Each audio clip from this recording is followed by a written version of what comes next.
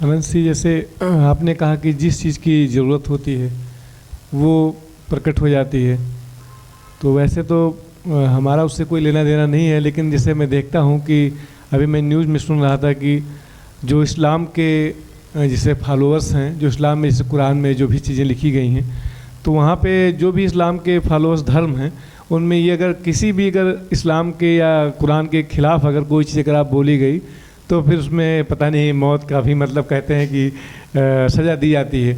तो आपने कहा कि जो चीज़ें जैसे ज़रूरत होती हैं वो चीज़ें प्रकट हो जाती हैं, तो क्या इतने दुनिया में तीसरे स्थान पे इस्लाम के फॉलोअर्स हैं, इतने लोग आबादी वाले हैं, तो क्या उनके उसमें ऐसी चीज़ें नहीं उतरती हैं कि कुछ जैसे आपने कहा जो समय होता है उसी हिसाब से चीज़ें आ जाती हैं, प्रकट हो जाती हैं, तो क्या एक वो कहाँ से फिक्स हो गया कि ये अगर यही बस चलेगा, इसके अलावा अब ये चाहे जितने दशक बीत जाएं ये चेंज नहीं हो सकता, ऐसे कैसे हो जाता है? इस पे आप कुछ कहें।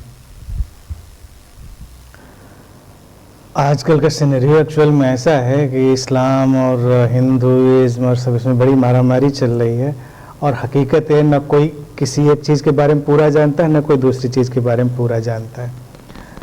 कुल मिला के मुझे लगता है इन सब मसलों को छोड़ देना चाहिए और इसको हमें ऐसे देखना चाहिए कि यहाँ बहुत सारे इंग्रेडिएंट चाहिए रहते हैं।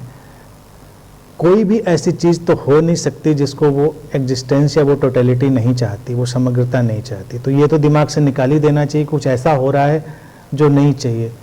मान लीजिए हम मेडिसिन पर ही काम कर रहे हैं, ठीक है, और हम नई नई मेडिसिन बनाना चाहते हैं और हमको लगता है कि जो ह्यूमन हेल्थ है वो अच्छी से अच्छी होती चली जाए, तो लैब में जाएंगे तो हमको साइनाइड से लेकर और वहाँ तमाम चीज़ें मिल जाएंगी, तमाम चीज़ें मिल जाएंगी, पॉइजन, डेडली पॉइजन से लेकर ख़तरनाक चीज़ों से लेकर और अच्छी वाली बहुत सारी चीज़ें।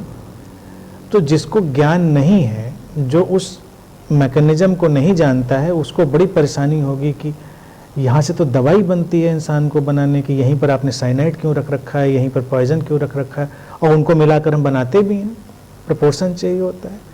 तो ह्यूमन इवोल्यूशन की हेल्थ में कौन सा इंग्रेडिएंट कहाँ पर कितना और कैसे काम करेगा ये हम तो नहीं जानते, कोई भी नहीं जानता एक्चुअल में। यही मिस्ट्री। लैब में तो आप जान सकते हैं कि इतना इसमें डालेंगे, इसमें मिलाएंगे तो काम करेगा, बहुत सारी बीमारियों के लिए ज़रूरी होती है, बहुत सारे एंटीडोट के लिए बहुत सारी चीज़ें ज़रूरी होती हैं, लेकिन ह्यूमन इवोल्यूशन में भी बहुत सारे एंटीडोट चाहिए होते हैं। भारतीय दर्शन में देखिए इसको हमेशा एक्सेप्ट किया गया। जब पश्चिम की तरफ लोग मुड़ने लगते हैं तो उनको बात समझ में नहीं पड़ती, क्योंकि वो गॉड और डेविल के कॉन्सेप्ट में उलझ के रह जाते हैं, और हम लोग भी आजकल गॉड और डेविल के कॉन्सेप्ट में ही चल रहे हैं। भारतीय दर्शन, जिसको मैं कहता हूँ सनातन संस्कृति, जो है इतनी पावरफुल्ली अपनी चीज़ों को सामने रखती है। हमने हमेशा देवताओं और असुरों, देवों और असुरों को साथ लेके चलने की कोशिश की है। जब भी कोई स्टोरी आप सुनेंगे सब साथ में मूव कर रहे हैं।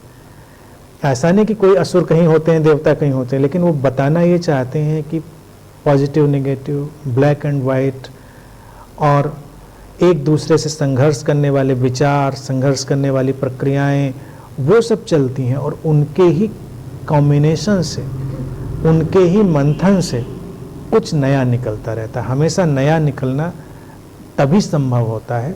और अगर आज हम कहें कि किसी भी कल्ट को हम कोई ब्लेम करें, तो ऐसा तो हो नहीं गया कि पूरी दुनिया किसी एक ही रंग में रंग गई। कोशिश तो हजारों साल से लोग कर ही रहे हैं ना, लेकिन कोई भी उसको वैसे नहीं रंग पाता है।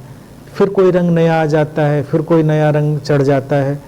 लेकिन ये जो मंथन है, इसके लिए विपरीत प्रभावों का, विपरीत विचारों का, विपरीत शक्तियों का होना ज़रूरी है। दुनिया में कभी भी ऐसा नहीं होगा कि सारे संत हो जाएंगे। दुनिया में कभी भी ऐसा नहीं होगा कि सब चारों तरफ शांति ही शांति हो जाएगी। अशांति फैलाने वाले लोग भी रहेंगे, शांति फैलाने वाले लोग भी रहेंगे। अशांति फैलाने की गतिविधियों से शांति की गहराई बढ़ेगी। प्रेम और घृणा साथ साथ चलेंगे। घृणा के रंग कई बार प्रेम के रंग को और उभारेंगे, उसको और गहरा बनाएंगे। बहुत कुछ चलता रहेगा। हमको ये देखना है, मूल बात यह है कि हम किधर जाना चाहते हैं। हम जिधर जाना चाहते हैं उधर जाएं। बाकी कौन कहाँ क्या कर रहा है उसको उसके अपने हाल पे छोड़ दें।